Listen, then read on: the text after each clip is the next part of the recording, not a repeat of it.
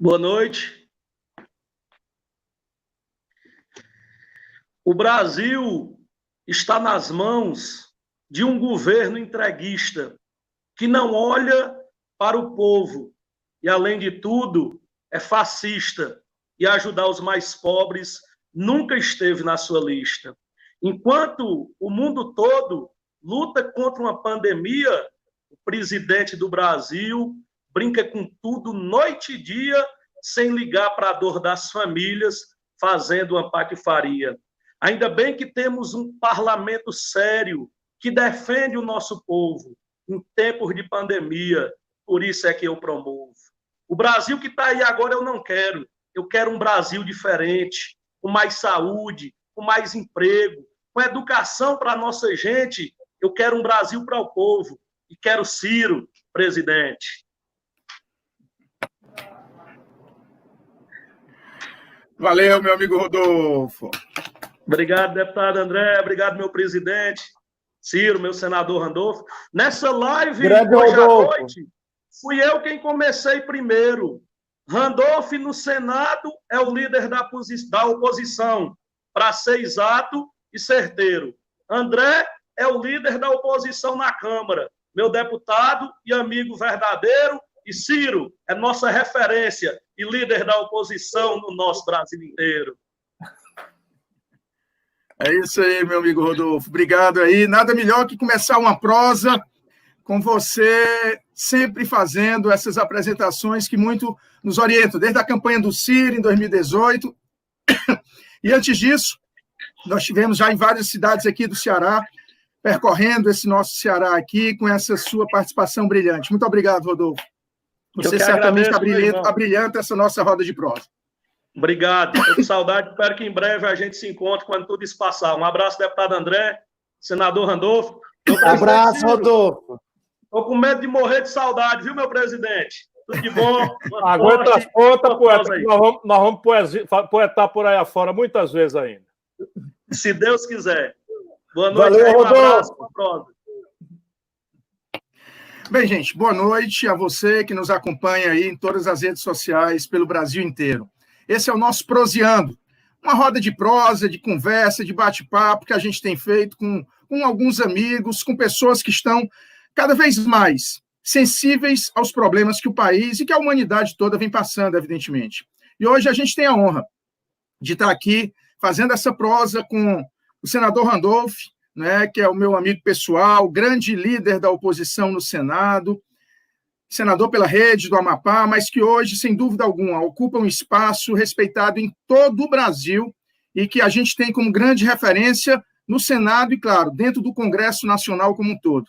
E é muito importante, meu amigo Randolfo, você estar aqui conosco. Muito obrigado pela sua presença. A alegria toda minha, André.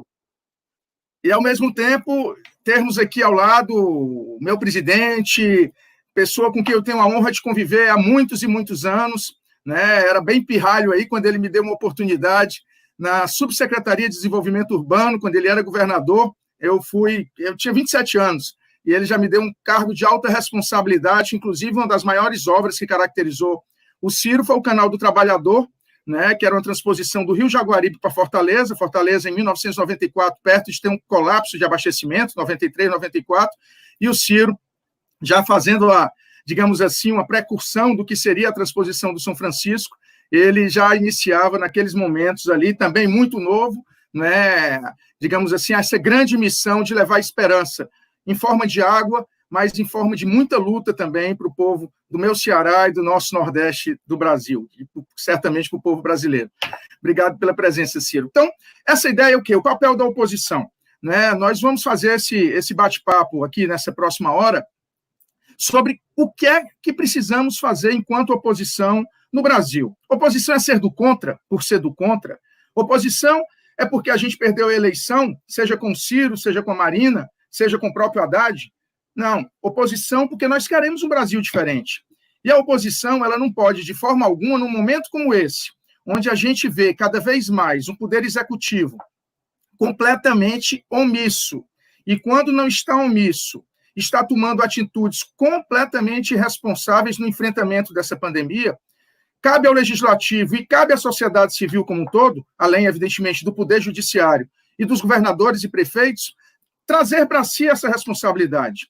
E nós temos feito isso. O Ciro tem percorrido o Brasil em lives, né? Tem dialogado com toda a sociedade, com todos os estados, ele já vinha fazendo isso presencialmente antes da pandemia, e agora, no decorrer dessa pandemia, tem feito um grande trabalho, Brasil afora, pelas redes virtuais.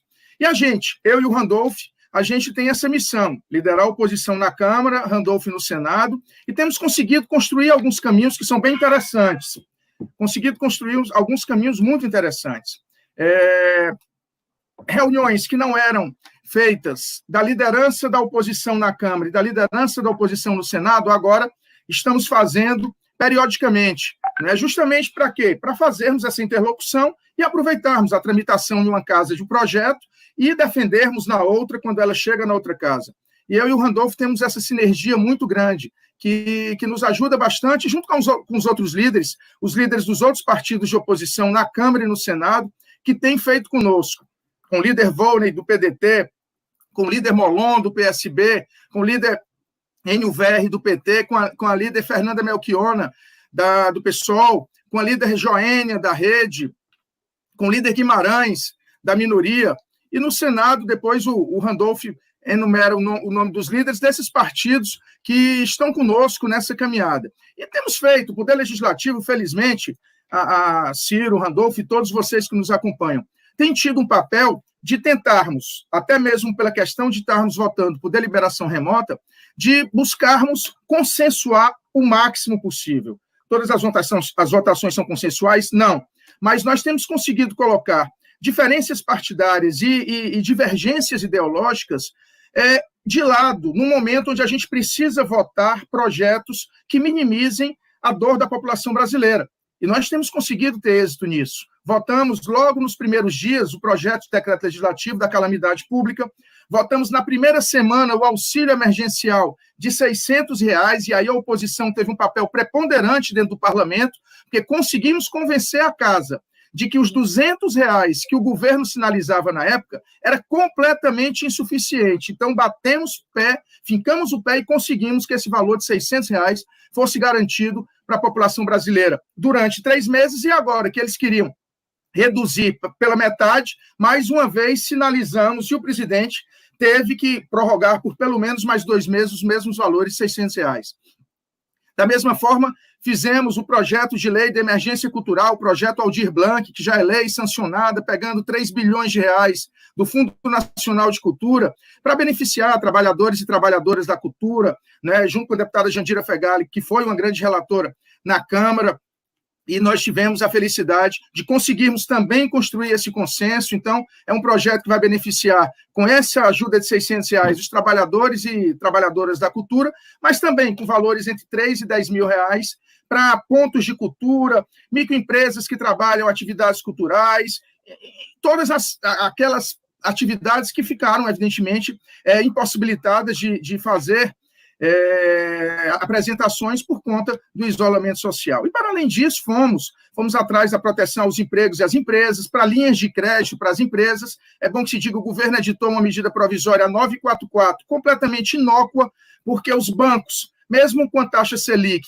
em 2,25, os bancos cobram um spread elevadíssimo, e o Ciro deve falar muito bem sobre isso, né? E, além disso, colocam verdadeiras barreiras à concessão de crédito, né, dizendo que o risco é muito elevado e não concedem crédito. O mercado de crédito no Brasil parou, porque as empresas não têm garantia real para dar. Então, nós agora mesmo aprovamos a 975, que foi uma pressão também nossa junto ao governo, do parlamento, para que o governo disponibilizasse um fundo garantidor para que os bancos pudessem disponibilizar linhas de crédito para as empresas do nosso país. E votamos o PRONAMP, Programa Nacional de Apoio à Micro e Pequena Empresa, também com linhas de crédito, e agora, evidentemente, vamos dar continuidade querendo votar o Fundeb, né? Precisaremos votar o Fundeb, ou seja, nós estamos... E a votação vai ser muito próxima do consenso, deveremos votar a próxima semana na Câmara. É uma PEC, que o Fundeb tem vigência até o fim do ano, mas a gente sabe que é indispensável para o financiamento da educação no nosso país. Enfim, o parlamento está cumprindo um papel, e esse papel, ele precisa graças a Deus, ser tocado para a população brasileira como um todo e, consequentemente, reduzir as dificuldades. E assim como votamos também ajuda a estados e municípios, que sem essa ajuda financeira de 65 bilhões, os estados certamente não teriam condições de honrar seus compromissos, sequer com o funcionalismo da saúde.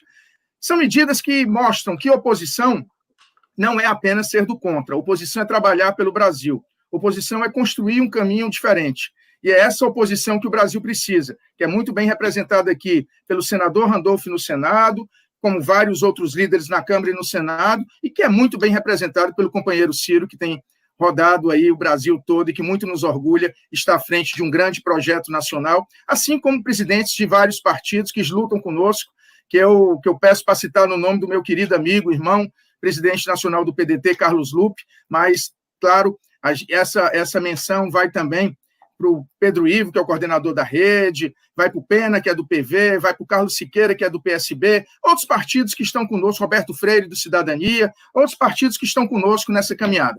Então, já falei demais nessa introdução, então vamos passar agora, antes de dar a palavra para o Randolph e para o Ciro, a gente vai fazer uma pequena apresentação de um artista aqui, que é um sanfoneiro de verdade, esse é da Gema, o Cairo Oliveira, é um pequeno sanfoneiro aqui do Ceará, de Calcaia, descendente de índio, e que fez um sucesso danado no The Voice Kids em 2018, e que também tem uma inteligência fora do comum, está gravando um DVDzinho e vai dar uma palazinha para a gente aí, para que a gente possa dar continuidade a esse prosiano. É com você, meu amigo Cairo.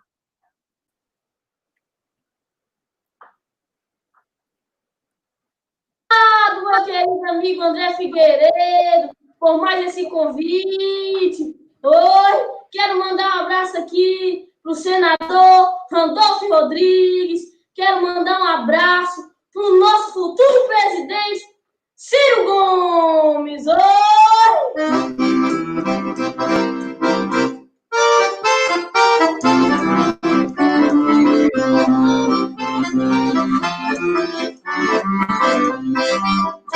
Quando olhei a terra dentro, a fogueira de São João, eu perguntei a Deus do céu, por que tamanha admiração?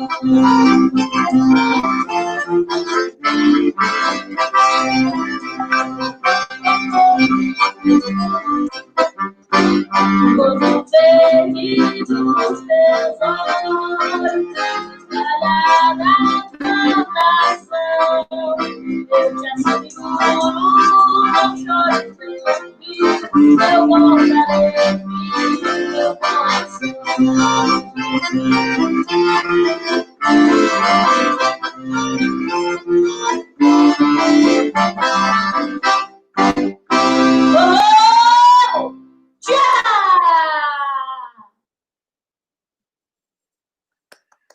Valeu, Cairo. É muito bom. E até eu estava vendo alguns comentários quando eu disse que ia tocar um sanfoneiro. E sanfoneiro não, pelo amor de Deus. E dizer que a gente estava com o Cairo já em várias rodas de prosa que a gente vem fazendo com alguns companheiros do interior aqui do estado, e a gente sempre tem a oportunidade, a honra de ter o Cairo, esse pirralho maravilhoso, participando das nossas rodas de prosa aí do nosso prosiano. E nós três, que somos nordestinos, né, porque o Randolph é senador pelo Amapá, mas é pernambucano de nascimento, nós temos essa música como um verdadeiro hino ao nosso povo tão sofrido e tão valente, que é o povo nordestino. E é isso. Pois, meu amigo Randolph, a gente tem a honra de ter você aqui, quero te agradecer mais uma vez por estar nos dando essa honra de poder prosear conosco, certo? E queria aí ouvir de você como é que você, enquanto senador, líder da oposição no Senado, tem trabalhado junto com os colegas líderes, como é o caso do meu querido amigo, senador Everton Rocha, lá do Maranhão, líder do PDT no Senado, como é que vocês têm trabalhado tantos enfrentamentos que eu tenho visto, tido grandes vitórias que são muito importantes para o nosso país. Fala aí, meu amigo Randolph. Querido André, primeiro, uma enorme satisfação estar aqui, muito honrado pelo convite. Alegria maior, além de estar junto contigo, companheiro de belas jornadas e no Congresso Nacional, líder da oposição na Câmara dos Deputados. Como você já assinalou, nós conseguimos fazer algo que alguns imaginavam que era impensável, reunir todo o campo da oposição em reuniões, em encontros semanais para discutir a pauta, para intervir e para apresentar um programa alternativo para o Brasil. Então, para mim, é de uma satisfação, é uma honra enorme compartilhar, no mesmo tempo em que me cabe a tarefa de liderar a oposição no Senado, ter você como companheiro de líder da oposição. E alegria maior e honra muito maior estar aqui junto com o nosso líder, no que depender de nossos esforços, futuro presidente deste país. Eu dizia hoje de manhã, André, cada vez que eu vejo mais o Ciro falar, mais me tem lembrado do Brizola, viu? Cada vez mais tem trazido os bons ventos de Brizola. Eu, um dia desse, estava assistindo, já assisti 3, 4 vezes Legalidade, esse belo filme que retrata a cadeia da legalidade montada, organizado por Leonel Brizola, na reação ao pré-golpe de 64, e que foi vitoriosa, impediu aquela quartelada daquela época. E anos depois, como eu refleti o seguinte, que pecado fez o Brasil não ter tido o Brizola como presidente. Mas vendo a convicção de Ciro para construir, para nos liderar em um projeto nacional de desenvolvimento, eu acho que o sonho trabalhista e os bons ventos, a herança de Brizola continua presente. Eu acho que nós vamos ter, dentro em pouco, se Deus quiser, um herdeiro legítimo do que Brizola sonhava para o Brasil aqui no nosso país. Então, é de uma honra e satisfação enorme estar aqui junto com o Ciro. Mas mais alegria ainda você ter aberto essa live com o Rodolfo Bezerra, abrir com poesia, é tudo que nós brasileiros mais precisamos aqui. Poesia e música é tudo que o nosso povo mais precisa nesse momento. Nesse momento em que o astral está baixo, né, André? Nesse momento em que nós chegamos à triste marca de quase 72 mil brasileiros tiveram sua vida ceifada pela irresponsabilidade do atual governo. É bom que nós digamos isso sempre com todas as letras da palavra. Veja, não pode ser omitida a culpa, a responsabilidade de Jair Bolsonaro, a responsabilidade genocida do seu governo, pelo que está acontecendo no país. Sempre tem que ser lembrada. Esse senhor, ele subestimou a pandemia, ele desarticulou as ações de isolamento social e de combate à pandemia. Ainda agora, ainda ontem, no Twitter, com a maior cara de pau, sob o cadáver de mais de 71 mil compatriotas nossos, ele insistiu em minimizar a tragédia que nós estamos vivendo. O que nós estamos vivendo, já morreram no Brasil mais brasileiros do que todas as guerras que o Brasil participou desde a sua independência. Já morreram no Brasil mais brasileiros do que foram vítimas em um ano de violência urbana. Nós estamos vendo a maior tragédia de todos os tempos sob a responsabilidade desse governo. Sob a responsabilidade desse governo, eu digo porque faltou um plano, uma coordenação nacional, um plano nacional de organização do enfrentamento à pandemia. Ele não pode se omitir dessa responsabilidade, dizendo que foi delegada a responsabilidade para os governos estaduais e municipais. O povo brasileiro, 53 milhões de brasileiros, escolheram ele para presidente. E é num momento como esse que nós precisávamos de um líder nacional. Precisávamos de um líder que unisse a todos nós. E ele, assim, não fez. Para você ter ideia da gravidade dos erros cometidos pelo governo federal, a reabertura desordenada pelo país foi responsável em 25 dias. Em 115 dias, nós chegamos a 1 milhão de brasileiros infectados, Ciro. Bastaram 25 dias para nós alcançarmos o segundo milhão, que vai ser alcançado nessa quarta-feira ou nessa quinta-feira, segundo projeções. Nós podemos estar chegando, lamentável e tristemente, talvez até o começo da próxima semana, se não ainda nessa semana, a 80 mil brasileiros nossos que já perderam a vida. São compatriotas nossos, são amores de nossas vidas. Enfim, a morte, lamentavelmente, já bate na porta de cada um dos brasileiros. e a responsabilidade desse genocídio é do atual governo federal, que mantém há mais de 50 dias um ministro interino à frente da pasta da saúde, e sem responsabilidade nenhuma em coordenar uma política nacional de enfrentamento. Por outro lado, o governo federal não só não respondeu do ponto de vista da pandemia, como também não respondeu do ponto de vista da saúde, e ele alegava que ele minimizou a grave crise sanitária sob a alegação de que resultaria numa crise econômica. Pois bem, a crise econômica também é responsabilidade dele. André já destacou muito bem, Ciro. O que foi aprovado foi graças à oposição. Eles queriam R$200 de auxílio emergencial. Nós defendemos 600, que inclusive o que ainda sustenta a popularidade dele são esses R$600, porque o nosso povo é muito generoso. Nós defendemos R$600. Foi aprovado 600. Nós estamos defendendo agora que esses 600 se estendam até dezembro. Ele quer que se estenda. Ele já definiu que se estenda só por 2 meses. Nós defendemos uma renda básica permanente que todos os países do mundo estão tomando como medida. Ele sequer, o senhor Paulo Guedes sequer aceita conversar sobre um programa nacional de renda básica, uma necessidade que está sendo adotada por vários outros países, por várias outras nações que estão enfrentando a pandemia. Ele também, nem os empresários, nem o empresariado nacional, ele o atendeu. Ciro e André, 90% das empresas brasileiras são médias, micro e pequenas empresas. Esses estão desesperados atrás de um crédito. Não foi possível, não teve competência o atual governo federal de facilitar o acesso ao crédito destes. Eu quero só ilustrar com alguns dados do Sebrae aqui do Amapá, mas que são dados nacionais que me foram passados nessa semana. Mas as micro, médias e pequenas empresas estão com... o endividamento das empresas passou agora, durante a pandemia, de 33% para 41%. Até agora, 40% de microempresas no Brasil procuraram empréstimos em um banco.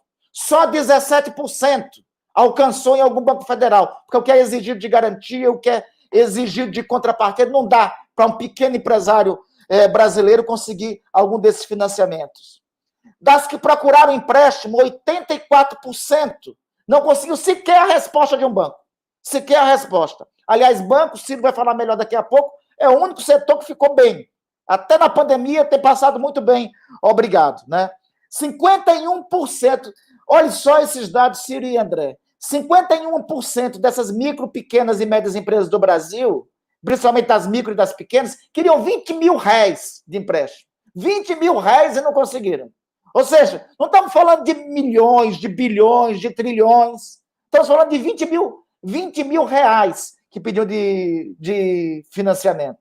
Para ver a inacessibilidade aos empréstimos, 71% dessas micro, pequenas e médias empresas no Brasil não sabe o que é o danado do Pronamp, que nós aprovamos, mas que o governo não possibilita chegar até estes. Outros 77% não sabem o que é fundo de aval.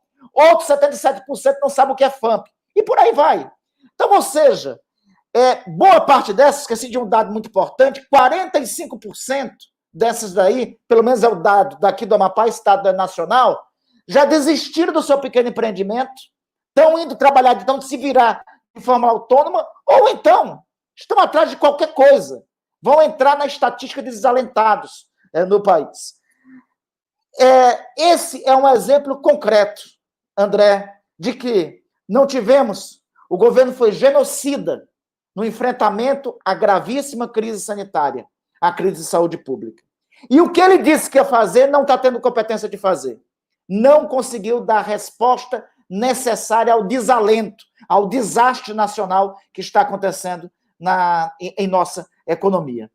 Mais do que nunca, é necessário apresentarmos um programa alternativo, porque André apresentou muito bem, Ciro. Você até coincidiu o lançamento do seu livro, que aponta diretrizes do que estamos pensando para o Brasil. Mais do que nunca, para nós da oposição, não tem sido somente criticar o governo. Repito, auxílio emergencial de 600 se deve à oposição. As ações, o caminho alternativo, a nossa mão sempre teve estendida, inclusive para este governo, para dizer que ele deveria unir o Brasil. Ao contrário disso, nós temos um governo que opta pelo caminho de dividir os brasileiros, do confronto e da galhofa, e da ausência de empatia, sentimento tão característico a nós brasileiros, em um momento que os brasileiros mais precisavam.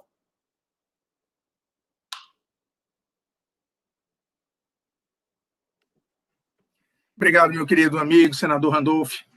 É isso aí, irmão. Eu acho que trabalhos como o que você faz no Senado e que nós, enquanto partidos de oposição, juntamente com algumas forças de centro também, estamos construindo na Câmara, é o que podem dar o caminho, o viés para o Brasil. E ao lado do parlamento, evidentemente, tem um poder judiciário respeitado e forte, governadores e prefeitos que efetivamente possam encarar as responsabilidades para as quais foram eleitos, e aqui no Ceará a gente tem um grande orgulho de ser governado pelo governador Camilo e que tomou as atitudes corretas no momento correto, assim como o prefeito de Fortaleza, Roberto Cláudio, também tem sido um excelente gestor, inclusive no enfrentamento dessa pandemia.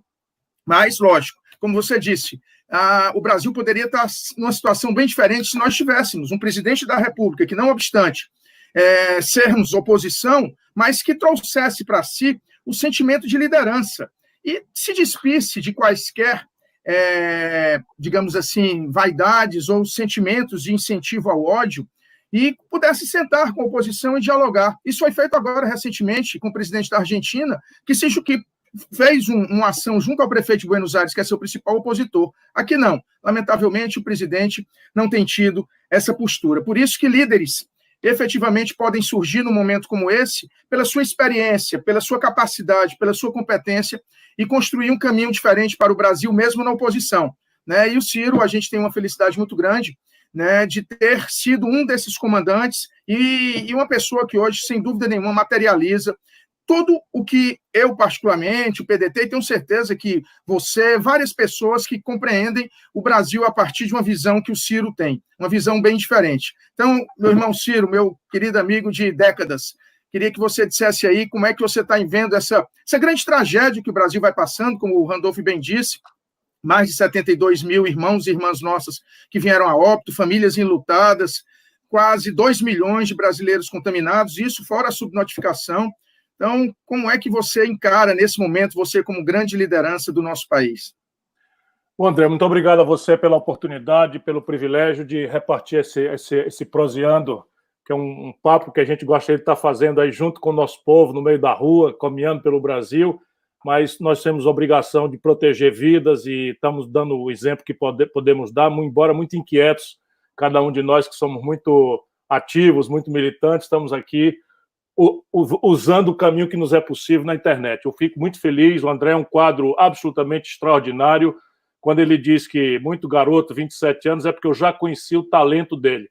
Veio ser o vice-secretário, preparando-se para ser aquilo que já foi ministro, com certeza será outro, nos lidera na oposição, e esse belo talento que Pernambuco e o Amapá nos trouxeram à vida brasileira, que é o amigo, irmão querido, Randolph Rodrigues, que tem essa coisa muito rara no homem de Estado, que é a garra, a militância, a voz, não é, muito ativa, muito brilhante, mas, ao mesmo tempo, uma densidade acadêmica, uma capacidade teórica, de inteligência, não é, que faz dele, naturalmente, um líder para todo mundo ouvir no Senado da República. E olha que a tarefa de vocês dois não é fácil.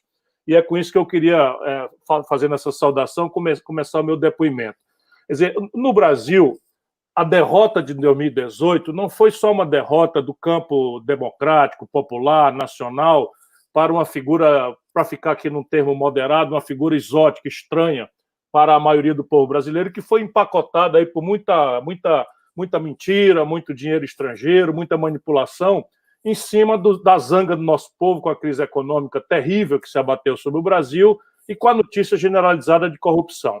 Enfim, aconteceu, mas ao acontecer de o presidente da República com as características do Bolsonaro, nós também tivemos a consequência disso no parlamento. Isso é uma coisa que nós precisamos, com muita humildade, todo dia dizer para o nosso povo. A nossa força hoje está relativizada na Câmara Federal a 130 deputados em 513. Portanto, a tarefa do André não é simples. No Senado é um pouco menos grave, porque no Senado as coisas não são tão preto ou branco, os senadores são mais compenetrados assim, das nuances dos casos. Não é que a Câmara não seja, mas 513 é um lugar muito difícil. Eu mesmo já tive a honra de ser deputado federal e pude ver por dentro.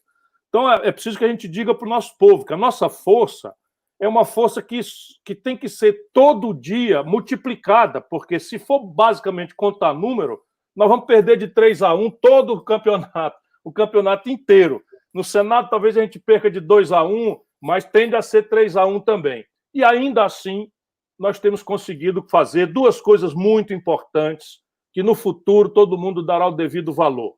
Primeiro, conter o Bolsonaro dentro das regras do jogo da democracia. Ele agora está piano fino, botou o rabinho entre as pernas, levou uma enquadrada geral aí do Supremo Tribunal Federal, o próprio Congresso Nacional, a CPI mista das fake news, chegando perto, o Ministério Público do Rio pegou aí Queiroz, etc. Foi prender o Queiroz, aquele valentão que todo dia tinha uma agressão, todo dia tinha uma provocação, botou o rabinho entre as pernas, está falando fino, e isso é um sinal, não é, de que o pulso golpista dele nós estamos conseguindo conter, ou seja, a República pelas suas instituições, e eu espero que isso não seja nenhum acordão por trás dos panos que encheria a nação brasileira de vergonha. Algumas coisas me incomodam muito.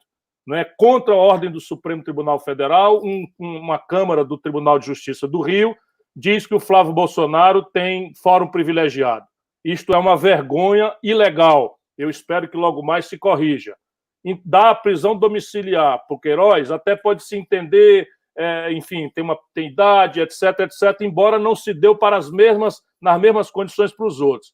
Mas para a mulher do Queiroz, uma foragida da justiça, você dá a ela o privilégio de uma prisão domiciliar, para mim, é uma decisão absolutamente vergonhosa que o presidente do Superior Tribunal de Justiça deu. Data máxima vênia, com todo respeito, mas eu sou professor de direito, não há como se dizer, senão vergonhosa, a decisão que permite a mulher do Queiroz, que era foragida da justiça, ter uma prisão domiciliar, sendo evadida da justiça. Isso daí, de fato, não contribui para que a sociedade brasileira respeite a lei, respeite o judiciário.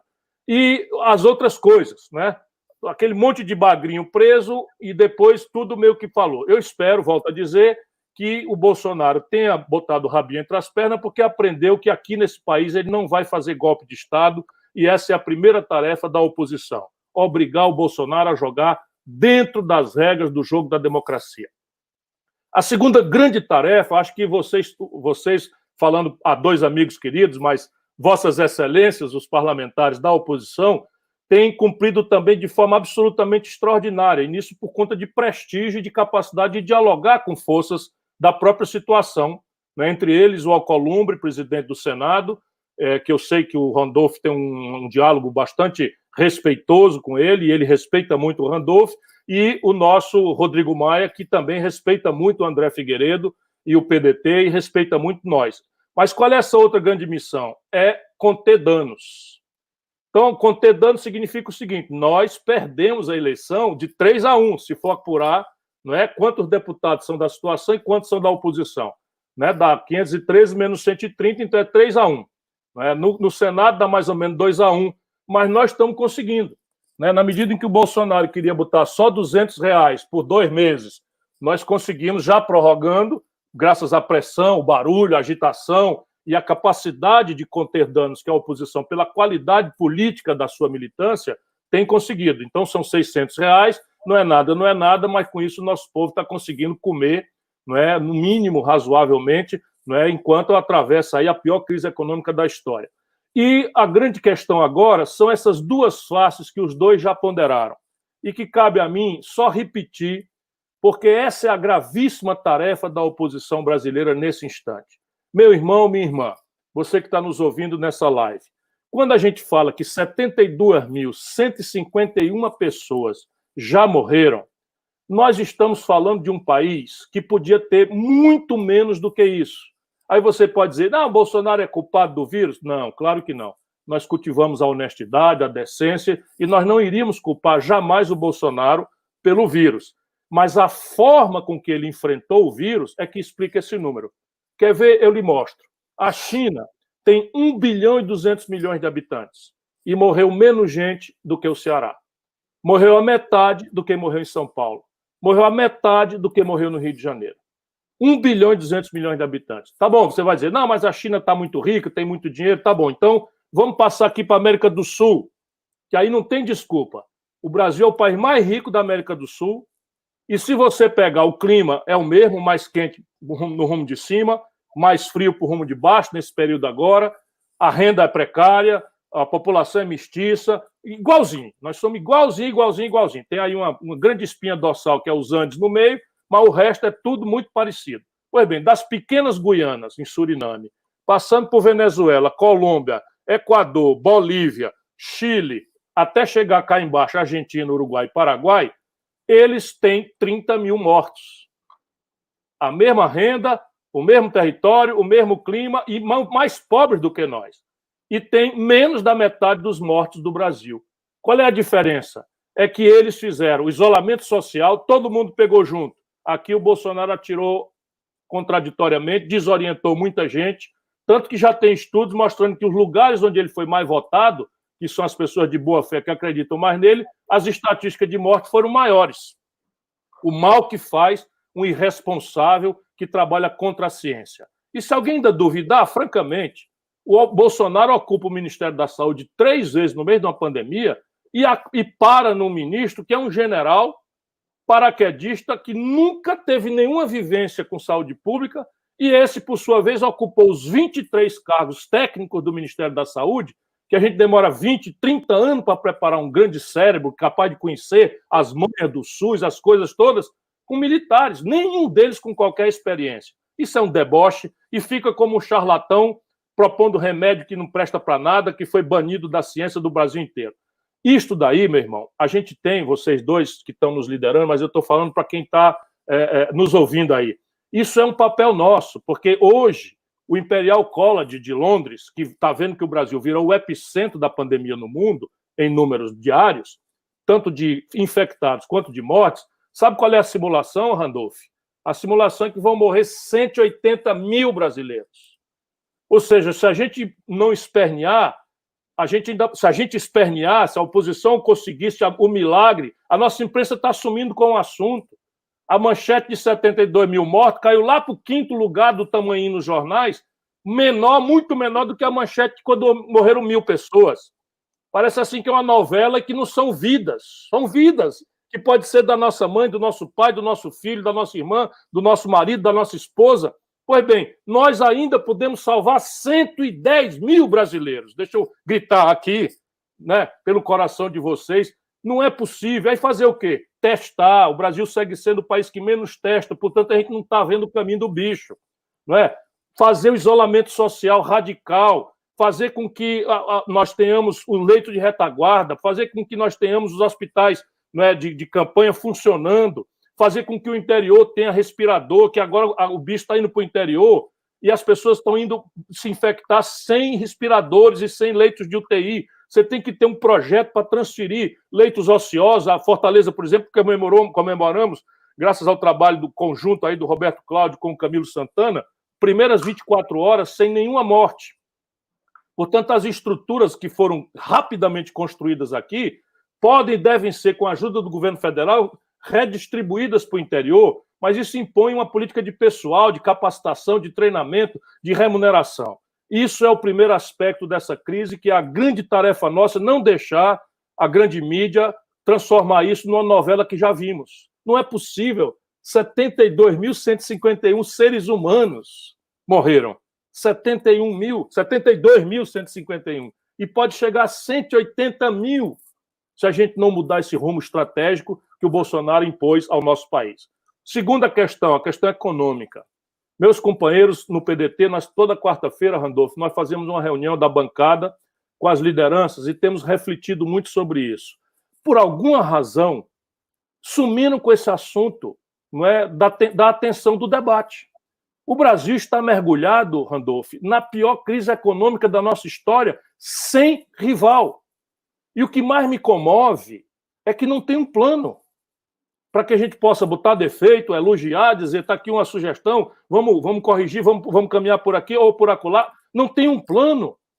Quando nós entramos na pandemia, o organismo econômico brasileiro já estava com muitos sinais vitais muito combalidos.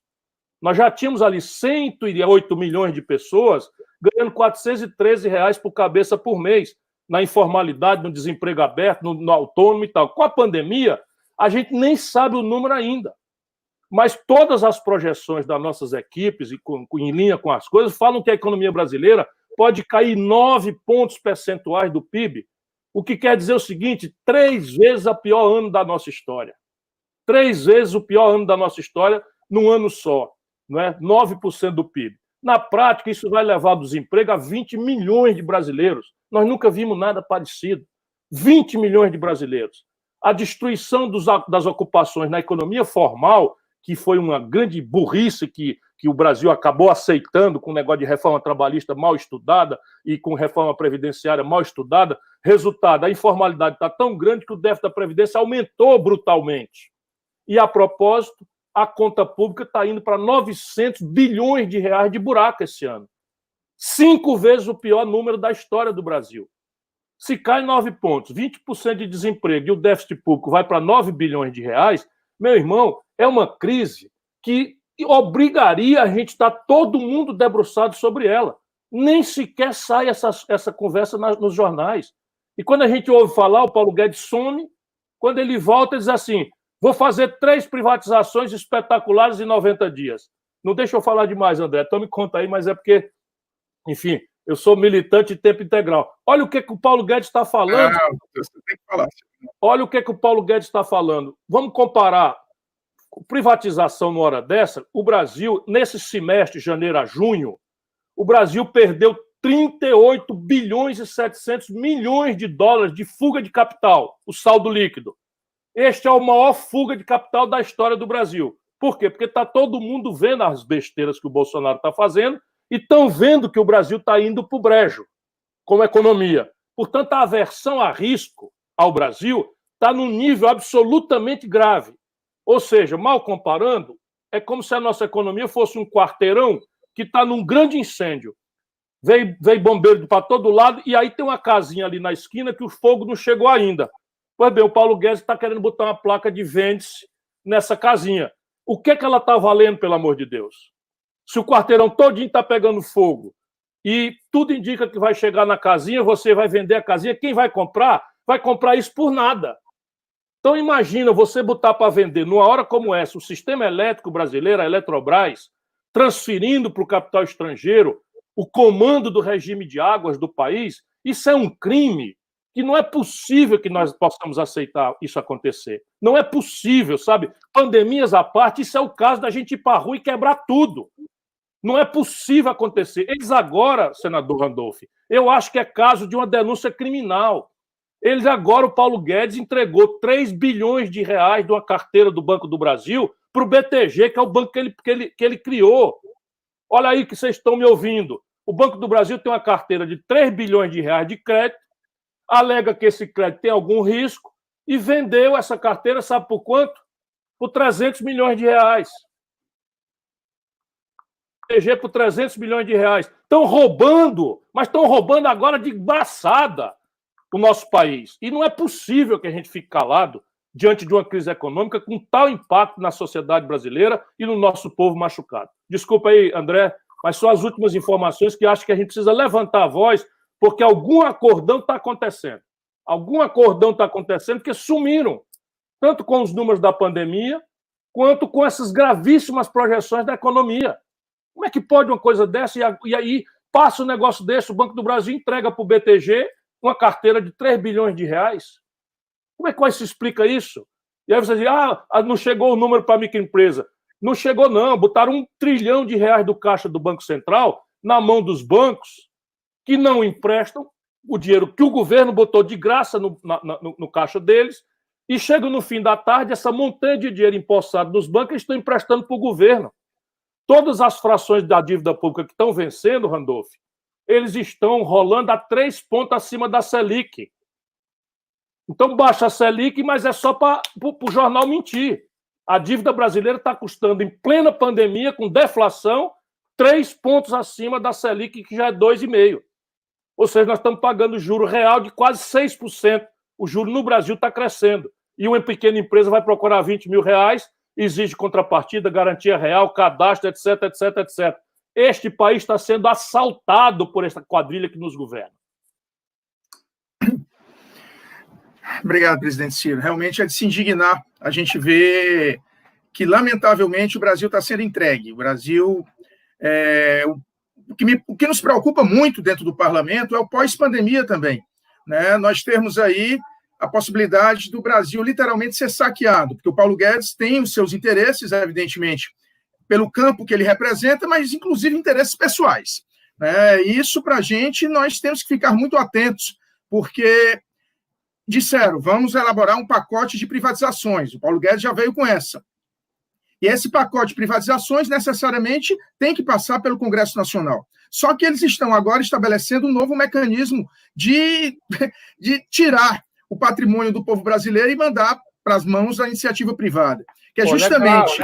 É grave. Nesse ponto, eles fizeram uma ação muito estranha no Supremo Tribunal Federal, que entendeu o seguinte, que a grande corporação tem que consultar o Congresso. Tipo, a Eletrobras, se for vendido o pacote, ou se for vendida a Petrobras. Porém, subsidiárias, diz essa esdrúxula norma do Supremo, não precisa de autorização legislativa. Quem é que define o que é subsidiário ou não? O Conselho de Administração da empresa. Então, eles estão esquartejando a Petrobras e entregando aos pedaços, o que vale muito menos do que ela como um negócio orgânico.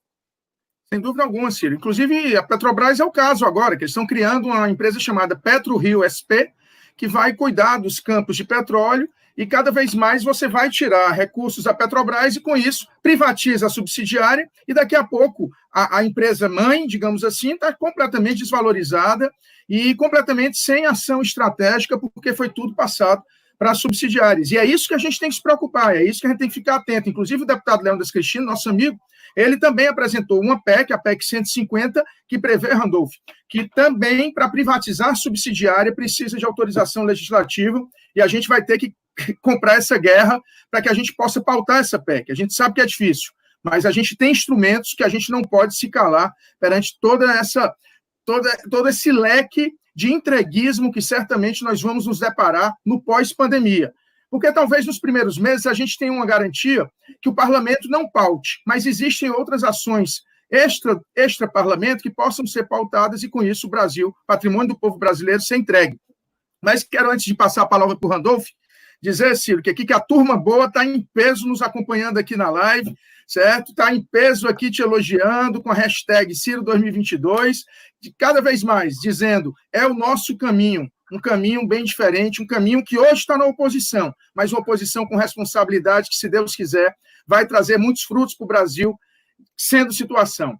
E aí, Randolph, eu queria também, nessa segunda parte aqui dessa nossa prosa, perguntar para você, qual a tua visão exatamente do pós-pandemia? Como é que a gente vai conseguir enfrentar essa pauta ultraliberal, entreguista, que certamente vai ser apresentada ao Congresso, e quais os instrumentos que nós podemos ter para resistir? André, aproveitar, o pessoal estava lembrando aqui, e eu tenho que reiterar o aviso, amanhã nós vamos ter Janelas pela Democracia, é um movimento que já está na sua 3ª ou 4ª edição, uma mobilização que iniciamos com o núcleo inicial, que iniciamos com o núcleo do qual estava apenas PDT, Rede, PSB, IPV, já está incorporado Cidadania, a atividade de amanhã terá a participação também do PCdoB e do PT, então vai ser um ato amplo, né, de unidade da oposição para a apresentação de um plano, de uma alternativa ao que nós estamos vivendo. Eu acho, André, que o que nós temos que tratar aqui é qual é o nosso plano alternativo ao deles. O plano deles para o pós-pandemia nós já sabemos. Aliás, eu acho que você estava, André, naquela dita reunião do dia 11 de março, quando o então ministro Mandetta e o ministro Paulo Guedes estiveram no Congresso, onde o ministro Mandetta apresentou o cenário dificílimo que iam ser os meses seguintes, e que de fato está se concretizando, né, por conta da pandemia, e a alternativa econômica, naquele momento apresentada pelo ministro da Economia, seria ampliar as reformas, segundo ele, aprofundar as reformas e privatizar as empresas estatais. Ora, vamos raciocinar o seguinte, né? Se a crise, Ciro já deu os números aqui, no cenário mais otimista, que é o cenário do Banco Central, do Boletim Focus, de pouco tempo atrás, dava 6%, 7%. No cenário mais realista, deve dar 9 a talvez 10 ou 11 pontos de retração da nossa economia. Esse furacão, essa tragédia pós-pandemia, vai atingir todos. Atinge mais fortemente os mais pobres, os mais vulneráveis. Nós não nos surpreendamos, eu acho que nós podemos chegar a uma taxa de desemprego e desalentados até o final do ano de 20%, está em crescimento nesse sentido, e o que teve que impediu esse crescimento foi exatamente a pressão do Congresso, mas a expectativa de aprofundamento do crescimento do desemprego em decorrência do nível de recessão que nós vamos ter. Vai pegar mais forte os mais pobres, vai atingir fortemente as médias, micro e pequenas empresas, mas vai atingir também as grandes empresas do país. Então, a pergunta que vai ser feita, quem é que vai comprar empresa estatal em um cenário como esse? E a que preço vai comprar? Quem é que vai ter dinheiro para comprar a Eletrobras, para comprar as subsidiárias que eles querem vender da Petrobras? Que esse é o programa deles. Já foi dito aí por Ciro. Em 15 dias, 20 dias, vender todas essas estatais. Eles querem ter isso como programa. Há 2 perguntas preliminares a serem feitas. Quem vai ter dinheiro para comprar e a que preço este patrimônio nacional vai ser vendido? Esse é o primeiro questionamento. O segundo, eles falam em aprofundar reformas. Ora, mas aprofundar que reformas? Em um momento que a gente vai precisar do Estado brasileiro, em que as empresas vão precisar do Estado, em que as famílias vão precisar do Estado, em que os mais pobres vão precisar do Estado.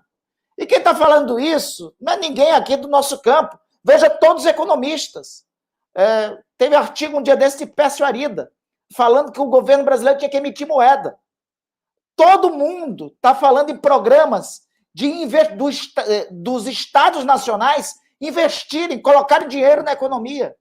E o que deveria ser feito seria isso. O governo deveria lançar um plano nacional de obras para retomar todas as obras que estão paradas, para com isso gerar empregos. O governo brasileiro deveria refletir, porque a tragédia teria sido muito maior da pandemia se não fosse o Sistema Único de Saúde, que eles também queriam privatizar, que eles estavam relegando sempre a segundo, terceiro, quarto plano. Então, deveria aproveitar isso e investir no Sistema Único de Saúde, e ampliar a rede de atendimento do Sistema Único de Saúde com recursos federais. O governo brasileiro deveria abrir os cofres, criar. Hoje a gente está falando muito, eu tenho falado assim como nota de uma canção só, né? A necessidade de um programa nacional de renda básica. Precisa de um programa nacional de renda básica para os mais pobres e precisa de uma espécie de renda básica, de renda mínima para as micro, médias e pequenas empresas. Sabe o que é a renda mínima? O pequeno empreendedor, o dono do mini box, aqui no nosso Nordeste se chama o dono da bodega, aqui na Amazônia se chama da baiuca, o dono da baiuca dali da esquina, o dono da panificadora, poder ir, que está desesperado, já está fechando, já está desistindo disso, poder ir lá em qualquer banco público, ao invés de estar fazendo os negócios e estar se tornando inacessível para os empreendedores poder ir num banco desse e tirar lá os 30 mil, os 40 mil, 50 mil que ele precisa.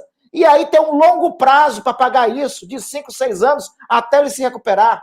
O Estado brasileiro deveria apostar nisso para ter recuperação, para se recuperar a economia.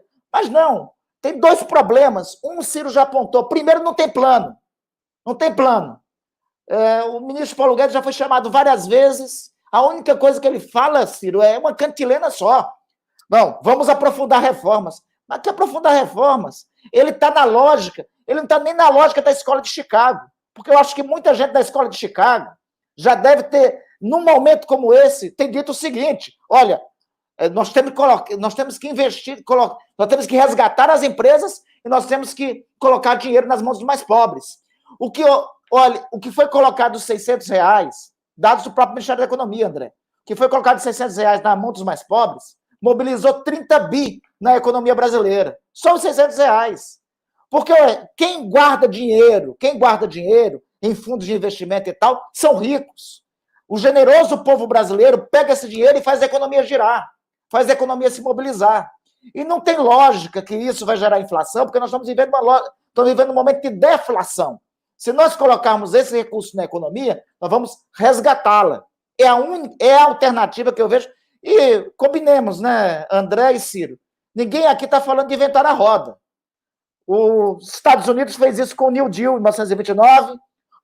A 29 está distante, foi um século atrás. Tá bom, Obama fez isso em 2008, na crise de 2008. Nós estamos falando da principal economia liberal do mundo, né? Então, eles que são muito fãs dos americanos, podiam se inspirar nisso, né? Nessas experiências que eles concretamente. E não vamos muito distante. Se inspira no próprio Donald Trump. Está falando agora em mobilizar 1 trilhão na economia, o Estado americano, o governo americano colocar 1 trilhão na economia para poder resgatar da crise que está vendo. Só eu acho que das 157 nações do mundo, me parece que é só aqui no Brasil que tem um governo falando em fazer reformas, reduzir, privatizar empresas estatais e não preocupados onde de fato gera emprego no país e principalmente com a situação dos mais pobres. Sem dúvida, amigo Randolph. A gente tem a compreensão porque a gente convive com isso no parlamento e lamentavelmente, a gente vê um Congresso que tem que ser uma trincheira. Hoje em dia, mesmo com os presidentes fazendo parte do DEM, né, tanto o Rodrigo quanto o Davi são do DEM, mas nós temos aí, graças a Deus, a serenidade e a responsabilidade que ambos conduzem à casa, porque se dependesse, evidentemente, das investidas do governo, nós estaríamos aí, talvez, numa situação de maior dificuldade, sem dúvida alguma. E aí, como você mesmo colocou, momentos como crise, tem o pós-crise, né, e aí precisa do enfrentamento. Getúlio era oposição à República Velha, e ele conseguiu. Felizmente, pela visão de estadista que ele sempre teve, uma visão de um todo do Brasil, quando foi ao poder em 1930, certo? Derrotando oligarquias, construindo um novo Brasil, ele elaborou um alicerce de desenvolvimento, um grande alicerce de desenvolvimento e que foi, inclusive, considerado exemplo na década de 30, com a pós-crise de 1929. Né? E aí a gente tem essa missão. Primeiro, resistir. Resistir porque o atual governo, se tudo, digamos assim, não correr como gostaríamos, vai até 2022, mas mesmo que a gente consiga afastar por impeachment, e aí eu também reforço o convite que você fez para o Janelas pela Democracia, amanhã, 19h30, com todas as forças que estão no campo da oposição presentes. O pessoal não participa agora, mas já sinalizou que vai também participar nos próximos. Então, isso é uma demonstração que a gente está tendo a compreensão de que a defesa da democracia é um dos maiores bens que nós podemos ter e que os nossos partidos sempre tiveram, como você disse logo no início, o Brizola, através da Rede da Legalidade, foi um dos mais belos momentos de resistência democrática que o Brasil já vivenciou. Agora, nós precisamos construir um caminho para isso. E eu fico muito feliz de ter aqui ao meu lado o Projeto Nacional de Desenvolvimento, né, esse livro que o Ciro está nos presenteando o povo brasileiro, que está na lista dos mais vendidos, justamente porque ele coloca de uma forma muito serena e com muito conhecimento o que o Brasil precisa fazer dentro de uma perspectiva de não ser uma subnação, de não ser uma pátria dominada pelas elites, dominada pelo rentismo. Todo o projeto que vem do governo federal já há algum tempo, ele é gerado pela defesa do sistema financeiro, nos problemas menores, do FIES, né, passando para a possibilidade de ser destinado recursos para bancos públicos, até mesmo no travamento, como está agora, da concessão de crédito, mesmo havendo a disponibilização de muitos recursos por parte do Banco Central. Eu e o deputado Mauro Filho apresentamos um projeto, são mais de 1 trilhão e 100 bilhões de reais em caixa que estão sendo remunerados com uma taxa ínfima, não é, para o povo praticamente parado, e o Brasil captando recursos no sistema financeiro, como o Ciro bem colocou, 3 pontos percentuais acima da Selic. É um despautério um negócio desse. E a gente precisa pensar num Brasil diferente. Eu tive a honra de ser ministro das Comunicações. E a gente também, nesse ano, subrelator do orçamento da parte de ciência e tecnologia. E é revoltante a gente ver que o orçamento de 2020 ele é 1/3, em termos nominais, do orçamento de 2010, na área de ciência e tecnologia. A CAPES, que é o nosso órgão de pesquisa, está simplesmente 75% abaixo de 2015. Que futuro o Brasil quer ter se não investe no conhecimento do seu povo? E um dos pilares que o Ciro coloca no Projeto Nacional de Desenvolvimento é pensar uma nova indústria, através de uma economia do conhecimento.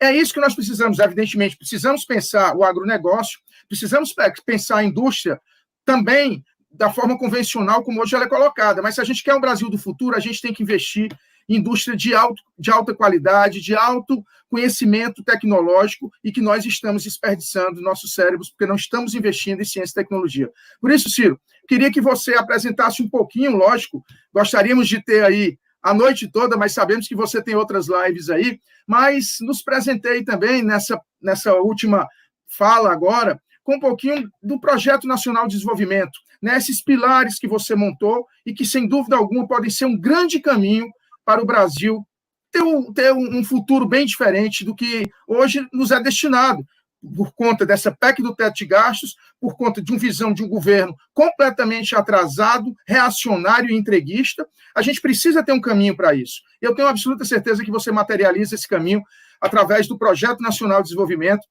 que a turma boa, tenho certeza, que tanto celebra e que tanto discute através das redes e nos momentos que tem de diálogo com você. Olha, André, o que vocês falaram aqui hoje, com muita inteligência, o que vocês falaram dá já um desenho muito inteligente, porque nós precisamos espancar o preconceito e a intoxicação ideológica e substituir essas paixões e ódios horrorosos por raciocínio, por pensamento. Então, a própria expressão Projeto Nacional de Desenvolvimento, ela não pode ser dita com muita rapidez, porque ela importa já num grande e diferente conceito e numa batalha política na qual nós estamos perdendo. Então, projeto significa o seguinte: meta, objetivo, prazo, orçamento, quanto custa, de onde vem o dinheiro, quem vai pagar tal conta, quem vai fazer, se é o capital estatal, se é o capital privado, nacional, se é o capital estrangeiro, se é uma economia mista. Então, projeto é isso. Não há no Brasil nada hoje sério que você diga, não, o Brasil daqui 10 anos está assim, vai ficar assado. O Brasil daqui 20 anos está assim, vai ficar... Ninguém sabe. Porque coisas importantes que foram refletidas no passado estão jogadas na lata do lixo. Por exemplo, a Estratégia Nacional de Defesa. Um projeto nacional precisa de uma defesa com um projeto, não é? Até porque um dos elementos sensíveis da reindustrialização possível do Brasil passa pela compra governamental a pretexto ou a motivo de defesa. Pois bem, estes canalhas que nos governam submeteram o Brasil, rasgando a Estratégia Nacional de Defesa, ao Comando Sul dos norte-americanos.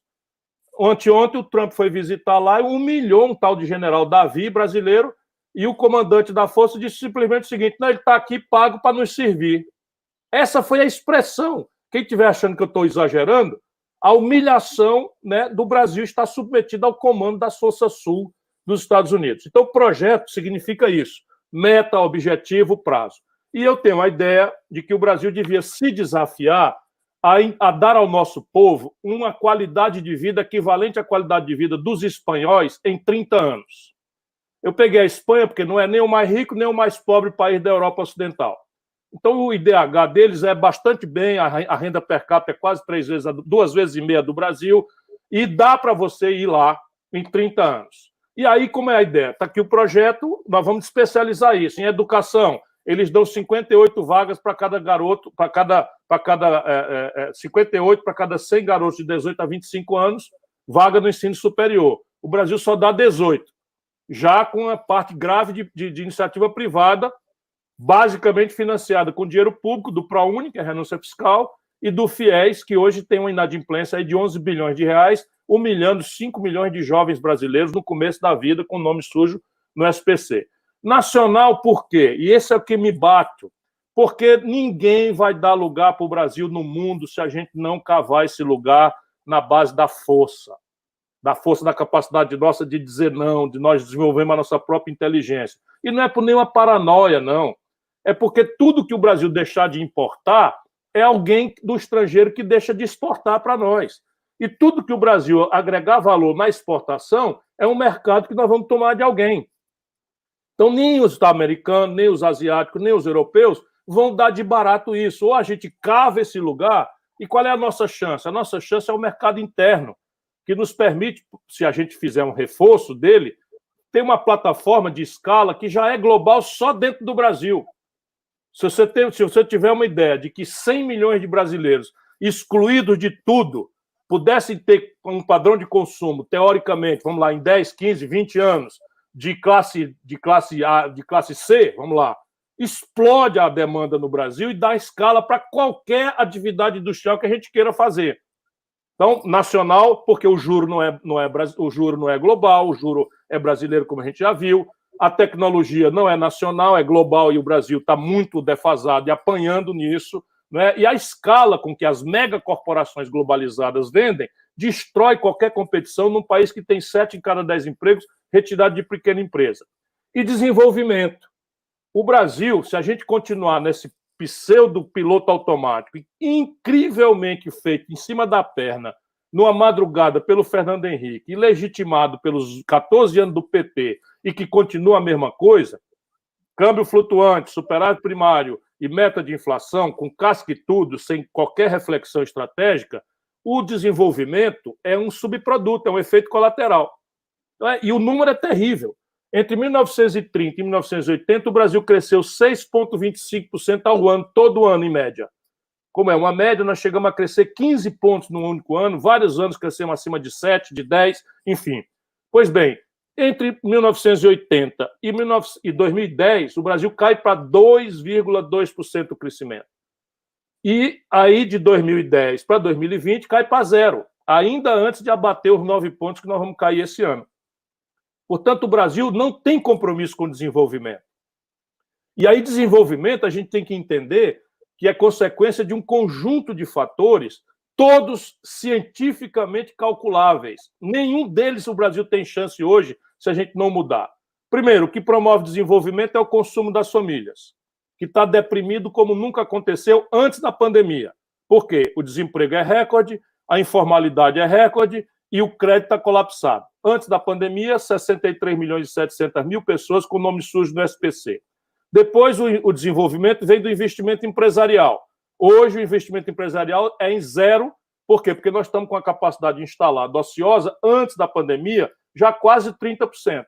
Capacidade instalada é assim: se você tem capacidade de produzir 1.000 geladeiras e só tem gente comprando 700 geladeiras, ninguém vai botar uma fábrica nova de geladeira, porque as fábricas que tem já estão... Não tem gente para comprar a capacidade que ela tem. Então, isso é o que o senhor Paulo Guedes sabe, está mentindo, que vai ter desenvolvimento no Brasil. Não tem, e a grande razão disso é que o endividamento empresarial brasileiro, antes da pandemia, já era o pior da história, e com a pandemia não tem saída, porque eles permitiram cartelizar em 85% das transações financeiras na mão de apenas 5 bancos. O terceiro motor do desenvolvimento é o investimento público. Está perto de 0 o investimento público brasileiro. 26 mil obras públicas paradas existem hoje no Brasil. Né? Então, esses três motores a gente tem que arrumar. E aí, para arrumar, a gente tem que começar a fazer uma coisa que é um pacto político. O pacto político básico é o seguinte: se o país não cresce, não há como você distribuir renda sem conflitos políticos que tendem a ser sangrentos. Na história da humanidade, quando você teve grandes movimentos de mudança de perfil de renda, foi em momentos de expansão da economia, que é mais fácil você distribuir renda quando a economia está em expansão. No caso brasileiro, se nós estamos crescendo faz 10 anos a zero, qualquer movimento de que melhore a renda do povo significa que você tem que ter um conflito político muito grave. Para a felicidade nossa, tecnicamente o Brasil tem essa saída ainda. Tamanha é o crime que se pratica contra o nosso povo, nós temos algumas condições se a política mudar. Primeiro, um programa de renda mínima, Randolph, que nós vamos ter que fazer, custaria, se nós tivéssemos aí R$500, né, por cidadão, falando aí em 60 milhões de pessoas, nós estamos falando em 300 bilhões de reais. Isso é a renúncia fiscal que o Brasil faz. No maior clientelismo, ninguém tem cálculo, nada, nem eficiência disso, se isso é bom, se isso é ruim, se isso está servindo ao propósito para o qual foi feito. Enfim, eu proponho que a gente, para começar, tire 20% disso e bote num fundo, né, que dá 60 bilhões por ano. Criar um fundo de investimento para fazer a virada do jogo e começar a fazer, então, a reversão dessa expectativa trágica para a qual está se encaminhando o Brasil. Então, a segunda é o único país do mundo, consta que a Letônia, a Estônia, está revendo, então vai nos deixar na solidão de ser o único país do mundo que não cobra tributo sobre lucros e dividendos empresariais. Se cobrar o que eu já cobrei, dá para arrecadar 90 bilhões por ano. Então, 90 com 60 dá 150 bilhões. Se nós cobrarmos, não é, um imposto de renda pessoa física, acabando com esse negócio de pejotização, com a alíquota mais alta para os salários acima de R$200 mil por mês, a gente atinge 3% apenas dos contribuintes e arrecada mais 40 bilhões. Né? Então, tem mais 40 bilhões aí. Né? Depois você tem uma tributação progressiva sobre patrimônio com uma alíquota modesta, para não estimular a fuga de capitais, embora a conta de capital no Brasil precise de um novo regramento. Virou baderna completa. Mas se você cobrar meio a 1 ponto percentual, você arrecada mais 90 bilhões por ano. Então, você está somando aí, dá 300 bilhões de reais por ano, que em 10 anos dá 3 trilhões de reais. Você podia fazer um grande pacto, que era o seguinte: 1 trilhão vai para fazer o manejo da dívida e 2 trilhões vão alavancar mais pelo menos 3 trilhões de CARF, BID, Banco Mundial, debêntures conversíveis em ação, uma série de ferramentas em parceria com bancos multilaterais e com a iniciativa privada para fazer um pesado e planejado plano decenal de reversão do quadro de infraestrutura do país, que é onde você imediatamente gera emprego sem importar nada. Por exemplo, metade dos domicílios não tem saneamento básico, 14 milhões de unidades é a necessidade de um teto para morar. Então, você tem coisas práticas para fazer. Né? Aí você cria uma unidade de projeto, mexe com as universidades para fazer isso. Enfim, eu estou com isso tudo na cabeça e eu fico animado ainda, mas a tragédia política brasileira é tão grave que isso tudo, que é uma coisa que dá para fazer, pode ir para a lata do lixo e a gente virar um grande acampamento no cada um salve-se quem puder, porque é para isso que nós estamos indo.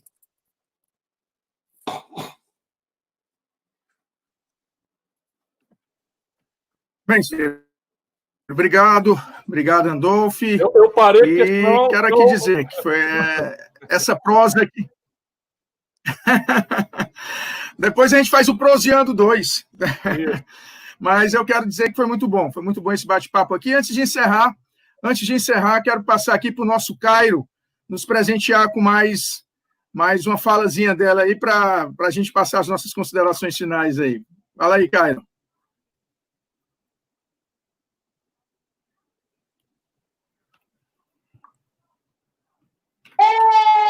Eita, sertão! O Brasil vai voltar a ser feliz. Eu já estou até sonhando. Dia 1º de 2023, Eita, sertão!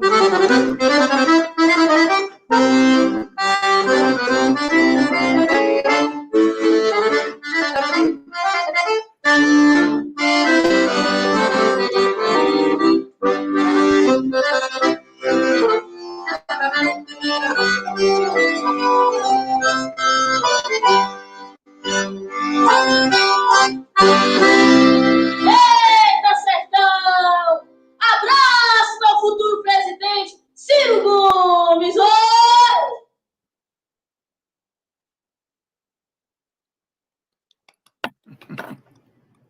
É um doce, né, rapaz? Valeu, Cairo. Maravilhoso. Bem, gente, a gente... Ele é bom, ele é bom. Olha, Ciro, já tem um compromisso na posse, viu? Já tem um compromisso aí dia 1º de janeiro. Aí. Já sabe quem toca o hino nacional lá, hein?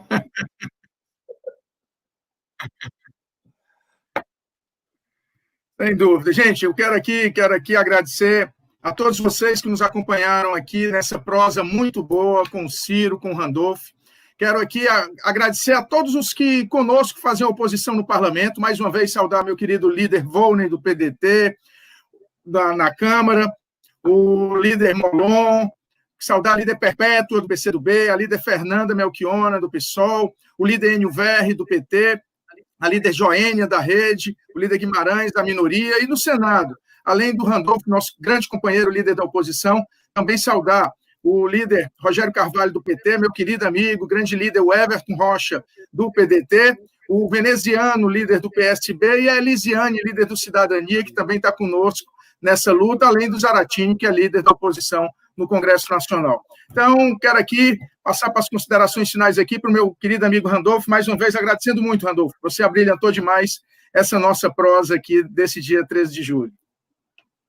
Eu quero agradecer uma prosa alegre, com a força nordestina do povo brasileiro, com a força da poesia, com a força aí da sanfona, tão característica do nosso Nordeste, aí do Cairo. Queria agradecer a oportunidade de estar sempre conversar com o Ciro, é muito bom. Nós estamos vivendo um momento muito difícil, mas eu tenho muita confiança no povo brasileiro. O povo brasileiro tem, ao longo da história, superou outros momentos difíceis. Esse povo superou a chaga triste da escravidão negra. Esse povo, graças às lutas revolucionárias da primeira metade do século XIX, nós conquistamos a independência. Nós, com a mobilização conjunta, derrotamos a ditadura. Esse povo brasileiro que tem líderes como Leonel Brizola na sua história, como Francisco Julião e tantos outros. Esse povo brasileiro que eu tenho certeza que também superará esse momento difícil. Eu sei que é um momento de muito pessimismo para alguns, mas tem aquela máxima gramsciana de o pessimismo da razão, mas o otimismo da vontade. Vocês viram nessa live muita vontade para nós mudarmos a situação. O governo atual, ao contrário do que prega, que foi que se aproveitou do melhor dos sentimentos do brasileiro, de combater a roubalheira, de combater a corrupção, e demonstra, com o caso Queiroz, como já foi dito pelo Ciro, que está metido em todos os esquemas de corrupção, que representa o que tem de mais velho e atrasado na política brasileira, que tem todos os filhos do presidente enrolados até o pescoço em todos os tipos de escândalo, e que desarticula todos os instrumentos de combate, de controle, de combate à corrupção. Eu tenho muita esperança que nós vamos construir um governo que, de fato, represente, com a história e a trajetória que, por exemplo, tem Ciro, que tem mais de 39 anos de vida pública e não tem uma nódoa, uma mancha nessa sua trajetória. Nós vamos construir um governo de reconstrução nacional, de reconstrução do caminho desse país para o destino que ele deve cumprir. Um destino que seja muito mais generoso para o seu povo. Ciro, André, um grande abraço para vocês, muita esperança, muita fé na vida, muita fé no que virá.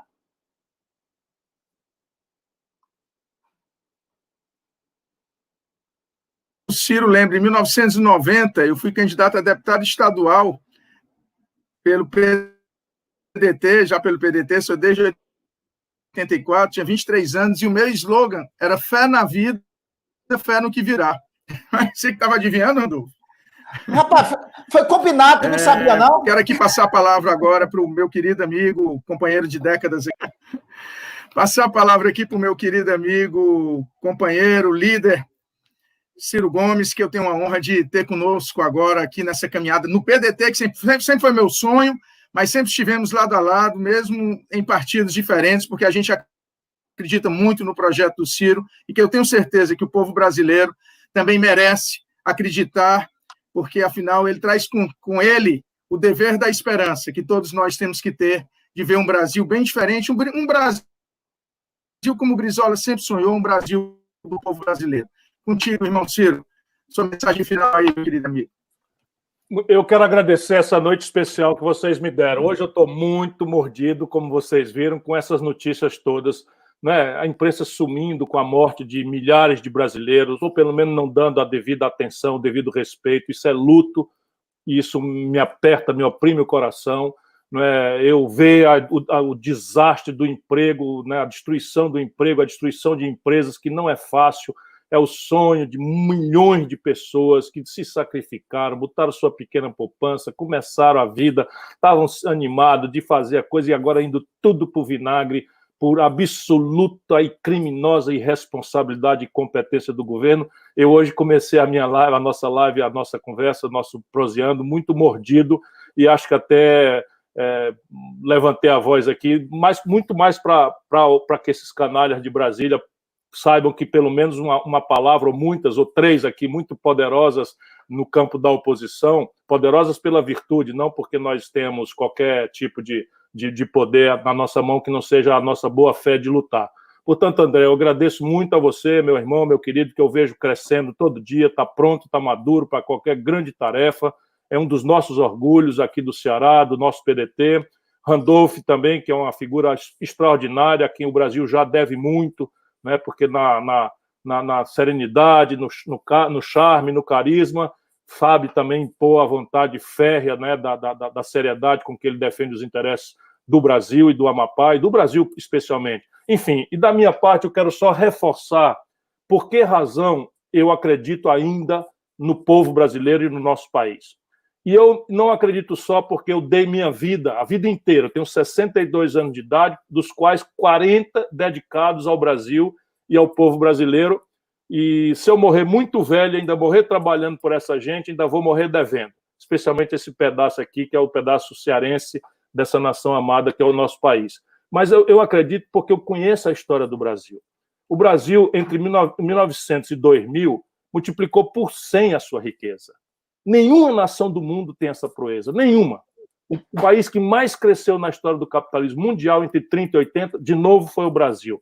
Se o chão generoso é esse, que nos toca defender, né? E que tem muitos maus brasileiros alienando, entregando, dilapidando nossos recursos naturais, queimando a nossa Amazônia, matando nossas populações tradicionais, e por isso tudo nós estamos passando um péssimo momento, mas o chão é o mesmo.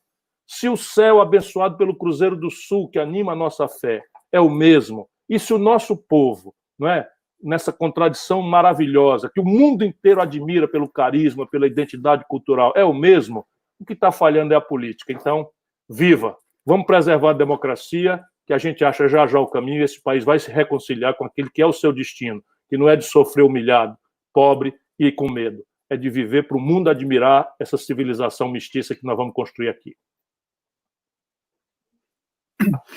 Muito obrigado, Ciro. Obrigado, Randolph. Muito obrigado mesmo. Obrigado a você, turma boa, a você de todo o Brasil que nos acompanhou nesse Proseando.